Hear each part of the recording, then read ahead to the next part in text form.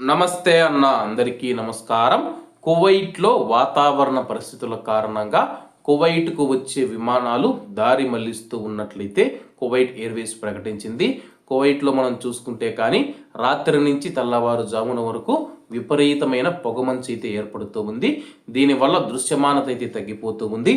వివరాల్లోకి వెళితే Kuwait Airways కువైట్లో వాతావరణ పరిస్థితులు మెరుగుపడే వరకు కువైట్కు వచ్చే విమానాలను తాత్కాలికంగా కువైట్ అంతర్జాతీయ విమానాశ్రయానికి కాకుండా ఇతర విమానాశ్రయాలకు దారిని మళ్లించే అవకాశం ఉన్నట్లు ప్రకటించింది.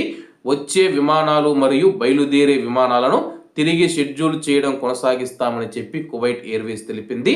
కువైట్ దేశాన్ని ప్రభావితం చేస్తూ ఉన్న ప్రస్తుత వాతావరణ పరిస్థితుల దృష్ట్యా ఈ నిర్ణయం తీసుకున్నామని చెప్పి కంపెనీ వివరించింది.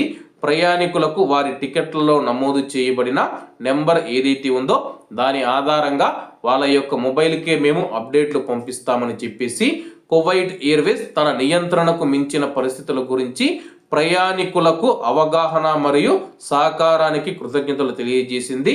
కువైట్ దేశం లోపల ఉండేవారు ఎవరైతే ఉన్నారో 171 కస్టమర్ కేర్కు ఫోన్ చేసి మీ యొక్క విమానం గురించి వివరాలు తెలుసుకోవచ్చని చెప్పేసి ప్రస్తుతం కువైట్లో పొగమంచు ఎక్కువగా ఏర్పడుతూ ఉంది.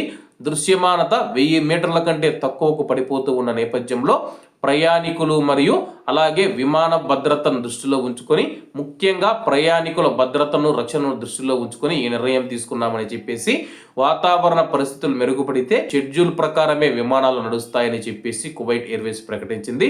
మరి కువైట్ ఎయిర్వేస్లో ఎవరైనా విమాన టికెట్లు బుక్ చేసుకొని ఉంటే కానీ మీ యొక్క ఫ్లైట్ క్యాన్సిల్ అయినా సరే కానీ మళ్ళా తిరిగి షెడ్యూల్ చేస్తామని చెప్పేసి కువైట్ ఎయిర్వేస్ తెలిపింది. కాబట్టి కువైట్ ఎయిర్పోర్ట్లో ప్రస్తుతం పొగమంచు ఎక్కువగా ఉంది. వాతావరణ పరిస్థితులు మెరుగుపడితే కువైట్లో విమాన రాకపోకలు యథాతథంగా సాగుతాయి. కాబట్టి అందరూ బాగుండాలి, అందులో మనం ఉండాలి. అందరికీ నమస్తే అన్న, జై హింద్.